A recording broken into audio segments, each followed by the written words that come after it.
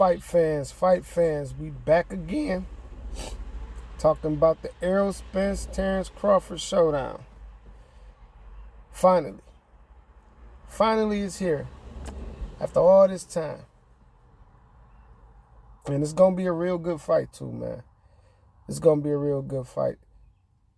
I see, in my personal opinion, I know there's a lot of Crawford fans out there, a lot of Crawford fanatics out there and everything. You know what I'm saying? Which, this is boxing. Everybody's got a puncher's chance.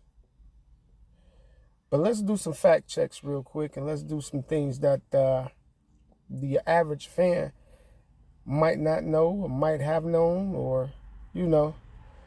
Me, I do the eye test. And I go by different other attributes as well. So, now, what makes this fight so intriguing is, like, both of them, they kind of was on similar paths. You know what I'm saying? They was on similar paths. I mean, they both, if I'm not mistaken, they both won their first titles going across the pond into hostile territory to get their first titles.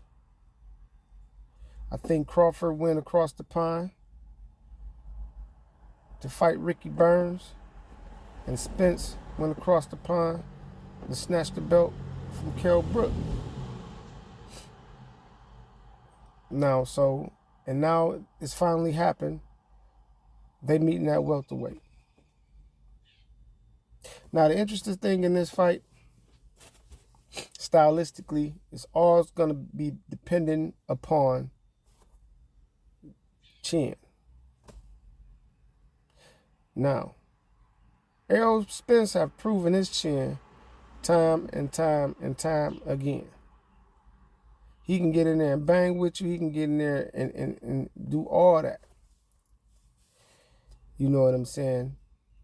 The fight between Danny Garcia and the fight between Ugas, he dropped his mouthpiece and took flush, straight shots looking for his mouthpiece from a live champion and a live former champion. And it didn't faze him. He just wiped the shit off. Like, nigga, that wasn't nothing. Now, on the flip side, we all see Terrence Crawford get hits a lot. I mean a lot. He also got dropped by the mean machine. So, and these are not, no disrespect to those guys, those fighters or whatever, but Terrence get hits a lot. And he's been rocked by smaller fighters, you know. So, and Errol is a naturally bigger fighter. Now, the only way Crawford, in my opinion, can win this fight, he has to stop Spence within the first 5 rounds. If it goes past 5 rounds, Spence start heating up. He start getting stronger. And Crawford may be in trouble, because there's no way in hell Crawford's going to win a decision, because he's not going to outwork Spence. That's not his style. He's a sneaky counter puncher that can catch you and hurt you and get you up out of there. Very sneaky. But that's exactly what he's going to need within the first 5 rounds. While you still kind of fresh, if Earl ain't took a lot of the steam out of the punches yet. So it's hard for me seeing Crawford win, but like I say, this is boxing. Anything can happen. Now, everybody try to do that eye test as far as a comparison about, well, he stopped Sean Porter and all that other bullshit that y'all be talking about that makes no motherfucking sense. First of all, he didn't stop Sean Porter. Sean Porter daddy stopped Sean Porter. People forget the facts and don't state shit like it's supposed to state. Because if Sean Porter was that damn hurt and that fucked up to where he couldn't continue, he wouldn't have been beating on the damn floor like he was. That goes to show you right then and there he was coherent and he wasn't buzzing at all. He was just mad because he knew he had dropped behind on the cards because of the knockdown. But everybody not looking at the facts of the shit. They just looking at old Terrence Crawford stopped Sean. No, his daddy stopped him. You know what I'm saying? And let's be real. Sean Porter was winning the fight. Everybody Bud them fought was winning the fight before they got caught. But now you dealing with a different type of... Benavidez was beating him before he got caught.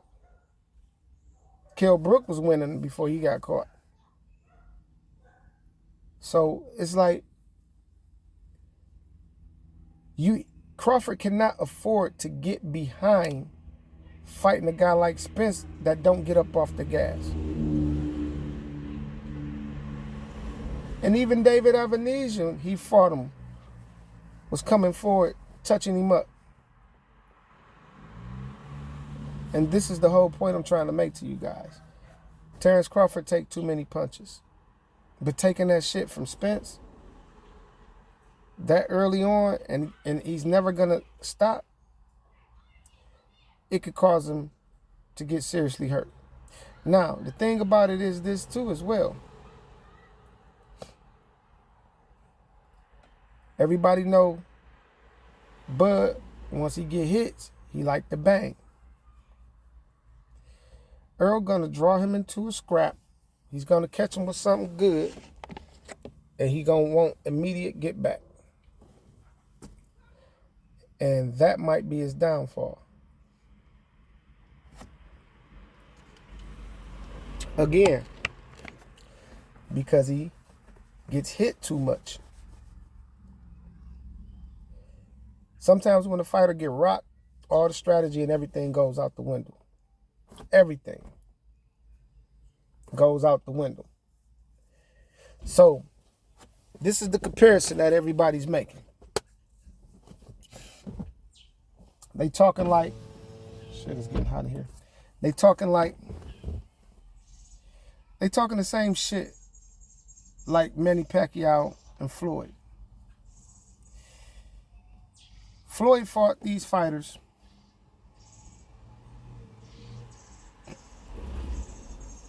like De La Hoya.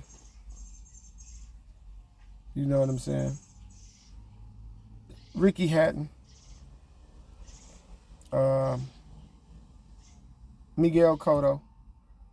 So Floyd fought these fighters, I think, first, all but Miguel. But Floyd fought them fighters first, and he won. Now Manny Pacquiao, he stopped him. So, and it's the same thing with Crawford and Spence. Styles make fights, people, and this is why real fight fans and everybody keep trying to explain this to you guys. Even though Floyd beat all them fighters and Manny Pacquiao stopped all them fighters, what happened when Manny Pacquiao and Floyd got together? It was completely dominated by Floyd. And it's a similar situation. It's a similar situation to Errol Spence and Terrence Crawford. Crawford fighting these fighters after they already been beaten, broken, and you know, fucked up. The same with Manny Pacquiao. He fighting them after these guys done been in wars with other fighters. You getting leftovers. You fighting washed up Amir Khans. You know what I'm saying? You fighting a Mr. Glass, broken ass Kell Brook, who both his eyes was fucked up. Then you get to fight him.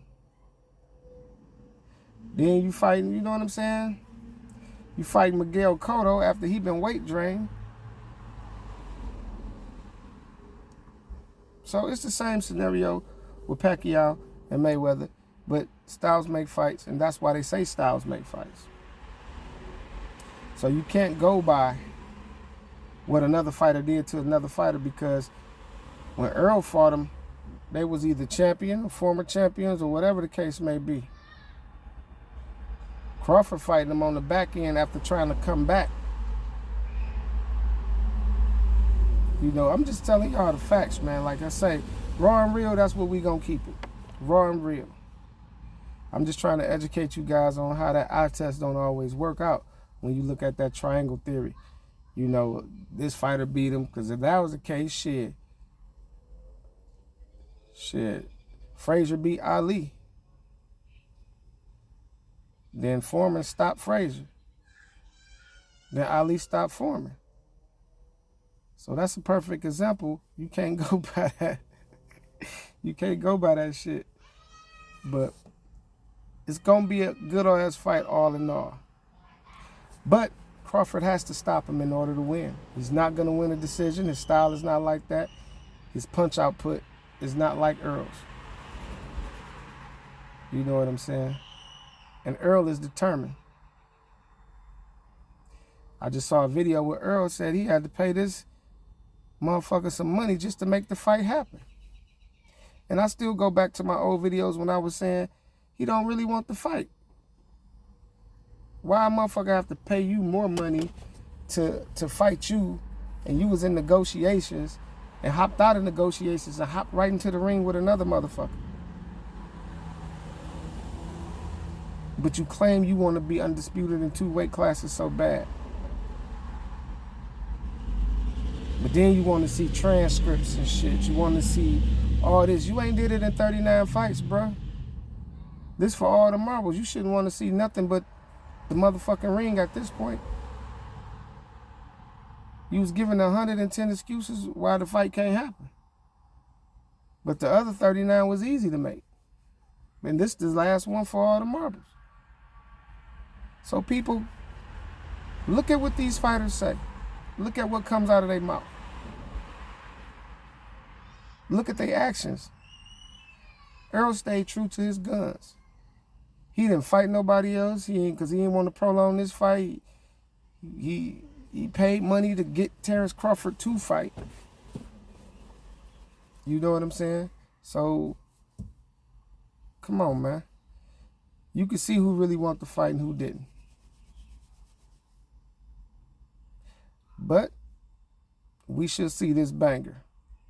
And it's going to be a banger. But it's going to rely on chin.